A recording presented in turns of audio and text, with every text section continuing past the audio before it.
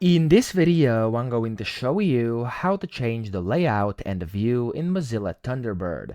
Now to do this, first you want to open Thunderbird, you want to go to the top right here and you want to click on the three lines, and then from here you want to click on view. In here you can change the view as well as your layout. So to change the layout, you want to click on layout over here and you have a bunch of different options. You can click on any of these and you'll be able to essentially change your layout that way.